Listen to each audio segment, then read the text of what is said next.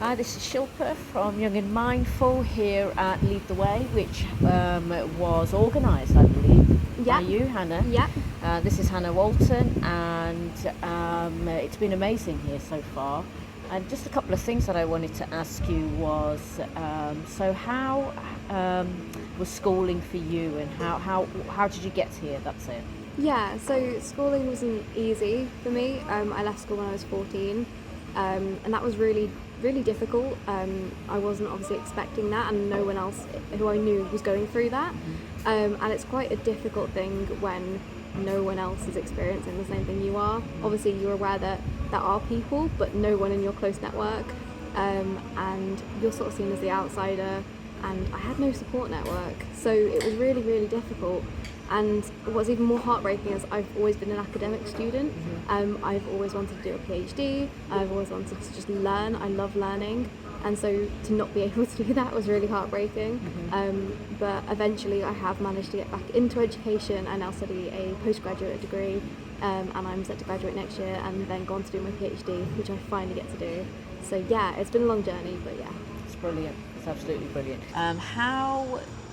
How do you think schools could benefit with working with organisations outside?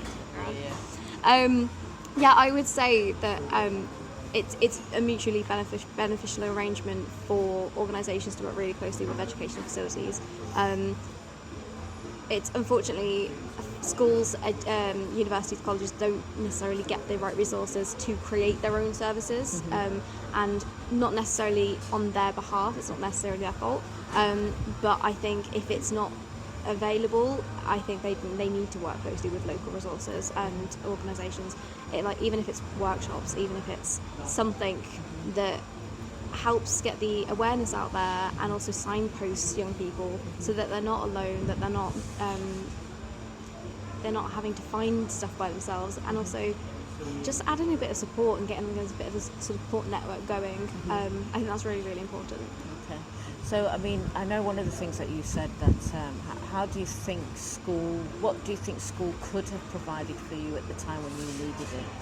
I think at the time, I think they went about it in the right way. They just didn't execute it properly. I think they provided me with sort of a textbook pack as I left, and they said they were going to keep on top of me, make sure that I was doing homework, that I was learning all the different things, even if it was sort of virtually, which wasn't a thing that existed when I was doing that. And unfortunately that got lost in the system. I wasn't picked up and I didn't get the support I needed. I think if they had done that, I would have been able to get back into education sooner. I think I would have got the right support. I think by them not following through on that did just sort of leave me, and I think it sort of leaves a lot of students. Do you think a lot of lived experience from young people is a way forward nowadays to helping educate young people about mental health and wellbeing? I think so. I think it's important to use your lived experience to create a better future for others. That's what I do, and that's why I do this. I want to use my experiences not in a negative way, but to improve the services and to improve young people and their mindset going forward, that yes, this has happened to you and you are completely valid to feel all the feelings that you're feeling, but at some point you choose what you want to do, and it may take a lot longer than other people, but you can get there. What's your organisation called? It's called the 1/3 Project. 1/3 Project. Yeah. Okay. All right, Hannah. Thank you very much. Thank you. It's really nice to meet you. Nice to meet you too.